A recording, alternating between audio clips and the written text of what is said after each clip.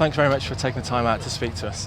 Could I just start by asking you about your connection to HSBC and your role here at the Dubai Rugby Sevens? Yeah, I'm lucky enough to be a HSBC ambassador for Sevens. I'm lucky to get to go to some great events like here in Hong Kong and London Sevens where the series finishes. But I suppose it's about just promoting the game. Now it's an Olympic sport. We saw a brilliant version of Sevens down in Rio last year with Fiji winning their first ever gold medal, and now trying to get into new territories that aren't synonymous with rugby at all. Now, don't mind the 15s game. Rugby Sevens, I think, it's an easy sell. If you know 3 or 4 things, 3 or 4 quick rules, it's easy to follow. It's end to end, and it's high octane, high excitement. So I think it's brilliant to find its way into new markets that it mightn't have seen it before. Now I look at the HSB series now, and the 10 events, Dubai, Singapore, Hong Kong, Vegas, Cape Town, Sydney, to mention a few, and you can't help but be envious of the opportunity that these guys have. But they are finely tuned athletes. They're very different to the 15th athlete, and the engines that these guys have to have, maybe not these guys here, but the guys on the main pitch, and the girls. I think the Olympics we saw the best of Sevens, and for me, particularly in the women's game, the growth potential is enormous, and the quality of that Australian-New Zealand final was world class, and anyone would have enjoyed that, irrespective of what their preference was from a sporting point of view. Keith Wood was talking about a certain game in France, and he was picking himself up from a ruck miles away from play to see a certain number 13 scoop the ball up and run in for a try. He said it was at that point he realised that Brian O'Driscoll had magic about him, and that with you in the team, anything was possible. Were you aware of the level of expectation on your shoulders? No, I think you live in the moment, and sometimes you're in a little bit of a bubble when you're in the international scene. And in the early 2000s, there wasn't high expectations of the Irish team. So any wins that we did manage to pick up, there was an added bonus. I think there's way more of a focus now on the team and an expectation, which is great, because we've obviously built something over the course of the last 15 years where the team is expected to win more often than not. And I think we're in good shape from that point of view. When you had your first test match and all the preparation was going fine, and you got onto the pitch and then the fireworks started, and then you were like a dog on bonfire night. Could you just run us through how that experience was? How quickly did you get into the game?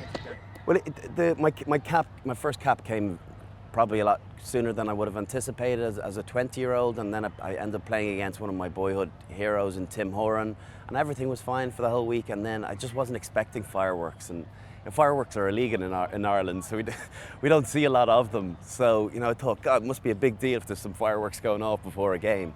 But anytime you get your first cap, it's a magical experience. We lost badly that day, but it didn't dampen the pride that I had in wearing the jersey for the first time. You're one of those rare sportsmen that has spent his whole club life at one place. How close is your connection to the club? And were you ever tempted to play somewhere else? Yeah, well, I was tempted. I think it was a period of time that it didn't feel as though we were going to win anything. All I wanted was an opportunity. You're not guaranteed victory, but an opportunity to win trophies. And it took a long time, probably to the latter part of my career, to get that opportunity. We did manage to win some trophies in the last 5 or 6 years. But I was definitely tempted early on, for that reason, that I wanted to go and be successful. You judge your career on the achievements that you've managed to build up and the medals you've managed to win, and thankfully, being patient, it did eventually come around. One of the things that always fascinates me about professional rugby is the opportunity to play at club level, national level, and then in your case with the Lions as well. Obviously you're representing different groups of people when you're playing for those different clubs. Does that impact the way you prepare, or can you rank one experience above another? Yeah, it's a good question. I don't ever like to try and rank one above anything else. Like the special feeling of winning a European Cup with your club, with your one-time club, is, after lots of disappointment, is huge. Winning a Grand Slam with Ireland, obviously the first time in 61 years, was enormous. And eventually, after 4 goes, getting to win a Lions series with the Lions was a big moment in my life. But you don't want to grade one against the other. The one thing I would say about the Lions is it's rare that you have English, Welsh or Scottish people shouting for you. They're usually shouting abuse at you, and for them to be on your side is pretty fantastic. I hear that you're partial to a spot of golf. Have you had time to play golf whilst in Dubai? I actually have. We got in on Wednesday morning, myself and George Gregan. We got to play in the Els Club. They very generously put a tee time on for us, and it was pretty good. I got beaten very early on, but won the money back on the last 4. So yeah, once the competitive juices get flowing, I don't like to lose money, particularly not to George Gregan. And your thoughts on Dubai generally? I love it. I've been here a lot. I actually have a place on the Palm, which I've never managed to stay in. But hopefully now in retirement, I'll get an opportunity to be out here a bit more.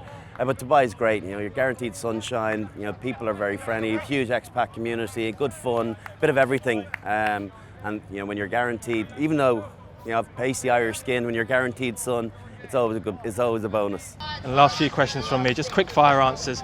Best friend in rugby? Oh, I've two. Shane Horgan and Dennis Hickey. Ultimate career highlight, if you had to choose one? Grand Slam 09. Throughout your career, who's hit you the hardest in a tackle? Johnny Wilkinson. 100% Johnny Wilkinson? Johnny Wilkinson. Couldn't walk for 2 weeks. And then the best individual opponent? Again, it's so hard to pick one. Richard Hill, England number 6 that won the World Cup in 2003, who's now England manager, he was a brilliant teammate, but he made that team tick. He was kind of the unsung hero in that World Cup win. He was hard. And I always liked playing with guys that were nails in the team, that really stood up and never took a backward step. Brian O'Driscoll, with your incredible career, congratulations and thanks again for talking to Vision Sport. Thanks a million. Cheers, appreciate it. Hi, I'm Brian O'Driscoll, and for the latest on sport in Dubai, check out visionsport.com.